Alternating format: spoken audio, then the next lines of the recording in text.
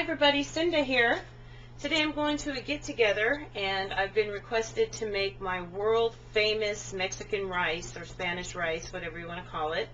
I got this recipe from an excellent lady that I used to work with at Kaiser, and she was a traditional Spanish cook, and this stuff is good stuff. You can use it for all kinds of stuff. So I'm going to make it today. I'll show you the recipe.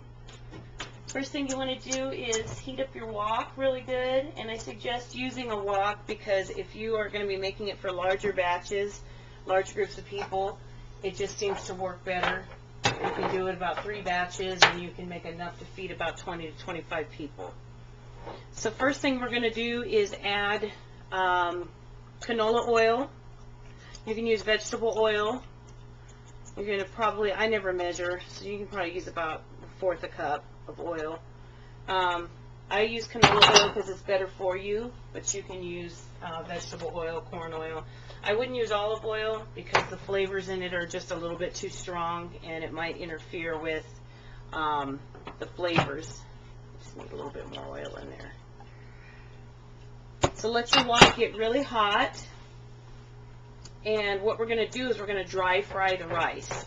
I use a measuring cup full of rice, and the magic formula is 2 to 1. So whatever container you use 2 cups of water to 1 cup of the rice, and that could be any cup that you use.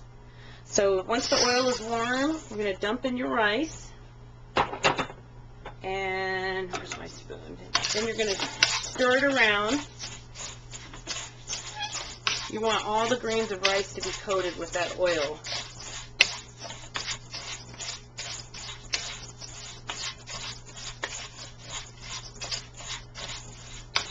Once the grains are coated, you want to watch for them.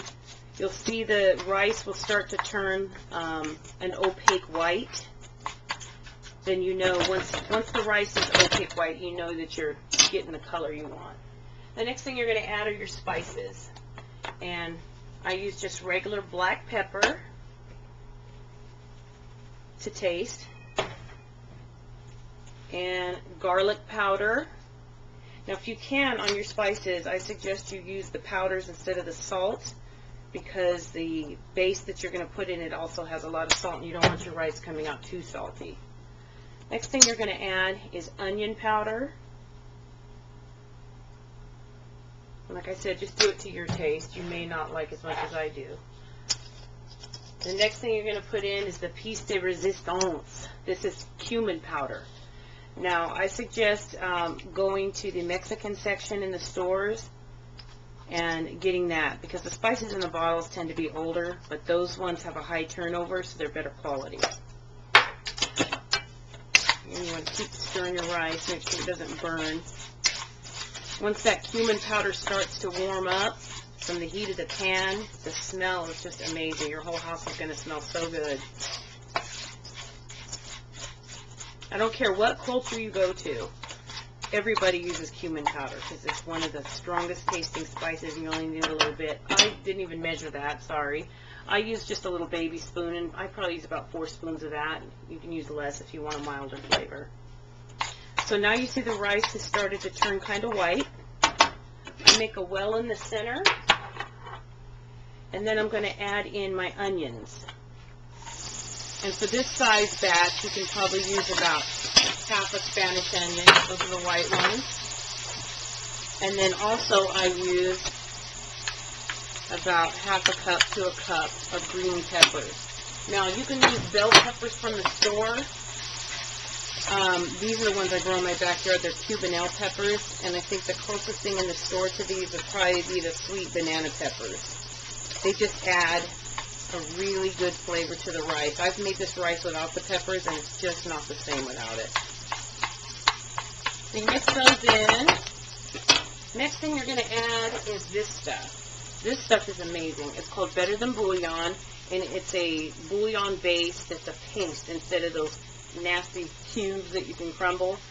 It comes in chicken, beef, vegetable, and it just adds a really good meaty flavor to it. So I take a pretty good sized spoonful and put that right in the middle. stir that around. Let it start to melt some. And at this point, you really got to watch the rice because it can start to burn. Just kind of keep it moving in the pan. Remember, you're dry frying everything.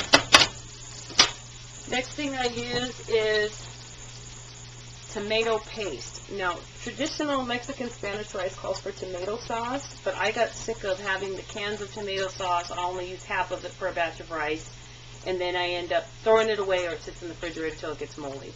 Now I use this tomato paste. The flavor is more concentrated, and it tastes fresher to me. So you're going to add in a good squeeze of that. It's good to have these in the fridge at all times. And then you're going to add your water. So remember, we did 2 to 1 ratio. And you're just going to stir that all around. See, it's already starting to look like Spanish rice. Get that tomato paste melted up in there real good.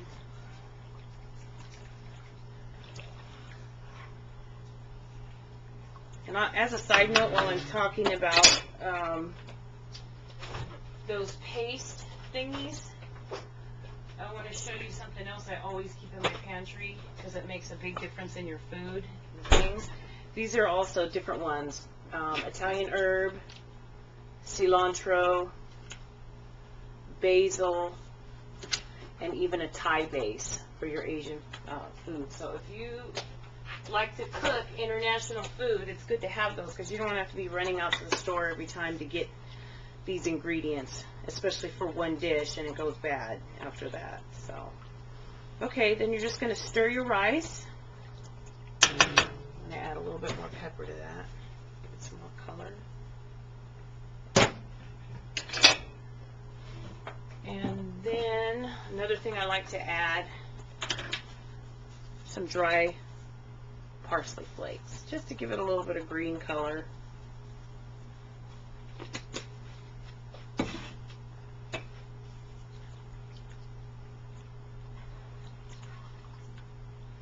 Stir that around.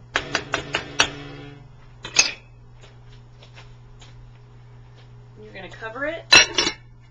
You're going to lower your heat to medium-low and set your timer for 20 minutes. Bring it to a boil first.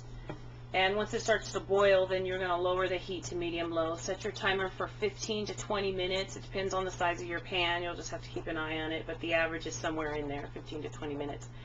And once the water is all absorbed and it's cooked, you're going to just fluff it with a fork and it's ready to eat. Good stuff. I promise you, if you give it a try, it'll be the best Spanish rice you ever had. Okay, thanks for joining me. Bye.